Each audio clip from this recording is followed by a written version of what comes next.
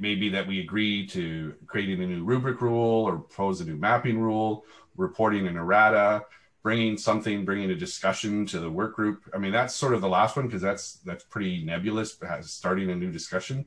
But out of everything, the whole point of this is that we, these topics come and have us as a community start to do something. So that's the whole point. And that's really where the notes come from, is that we track what we discussed and we track what the action items are. At the end of the session today, at the end of the day, we've got a couple slides where we'll talk about where we're tracking that from the CDA management group, where we're tracking everything, all of the action items. So we'll be talking about that. But I just want to make everyone understand that the whole point of this, although it's great for us to all see each other and talk about things, the whole point is to actually action stuff and get some community engagement. We've got a slide of our topic leaders. So here are the various people who you'll be hearing from today in all of their glory. Every time I see these beautiful pictures of people, I always realize I probably got to get a better one than me on my deck or me holding a beer, but it is what it is. So many of you luckily filled out the pre-Implementation-A-Thon survey. And one of the questions, I was intrigued by this question, and it's very interesting, was what was your first job or role that helped you with the skills that you use today? And so we put together a small list of the various people, and there's some interesting ones.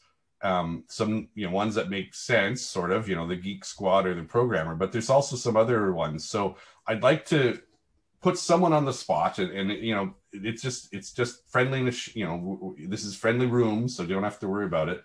But if you were the car wash person, or the table busser, or the assistant kindergarten teacher, or the basketball person, if you could sort of chime in, and just basketball referee, if you could chime in and let us know, how did that help you with your skills that you're using today?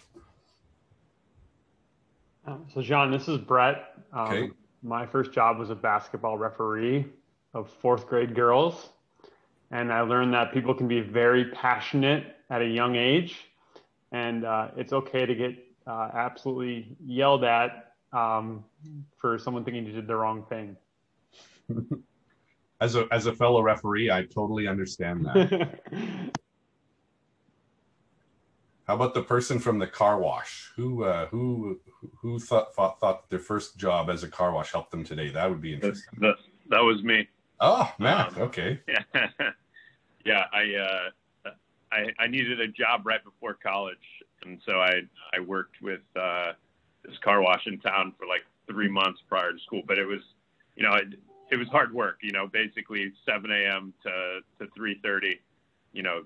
When it's a busy day, if it rains, that's like, when you're kind of, you're not busy at all, which, but when it taught me hard work and,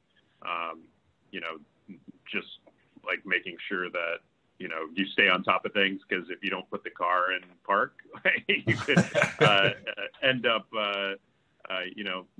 hitting the car in front of it. But, paying attention to detail and hard work is what that job taught me.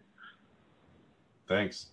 Well, that's funny. I picked two that I thought would be weird. Yeah, you got a new theme song for Matt. Yeah. Whoa. Here I thought I was picking on new people, and I got Brett and Matt, who we all know. So anyone else, someone who's here for the first time or second time, let us know what was your first job that helped you with your skills today. Don't be shy. I'm going to follow behind Matt and say I was a dishwasher. This is Matt Davis from Dynamic Health IT. I wish I had a camera, and I wish I had good lighting, but I don't have either at the moment.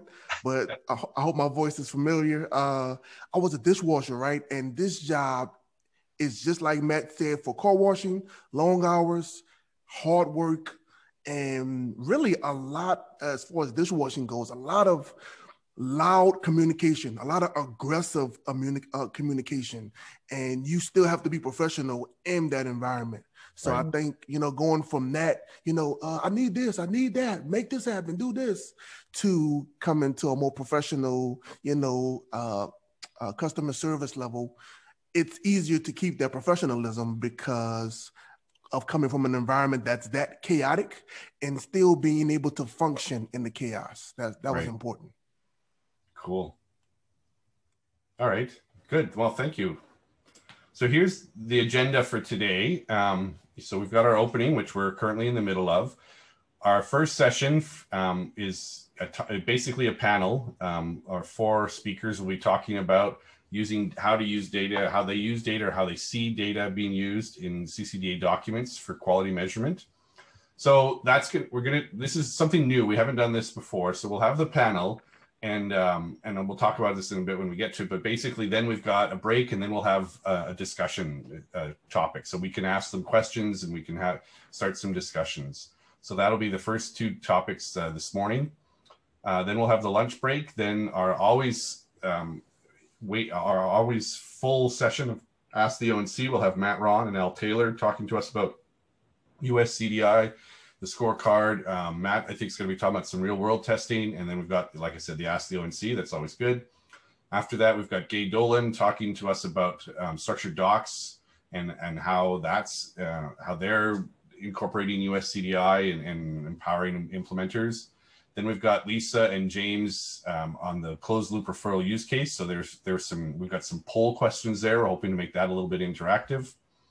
And then we end with the roadmap for C-CDA and CDA from the CDA Management Group chairs of Lisa Nelson and Linda Michelson, and then Brett also going to help. And then we've got our open discussion. Anything that we parking lot or push to the end, we've got a session at the very end. And then, like I said, the closing where we're going to talk about the goals we set in the morning. So it's a full session. Thank you all for being here. Let's get into it, I think.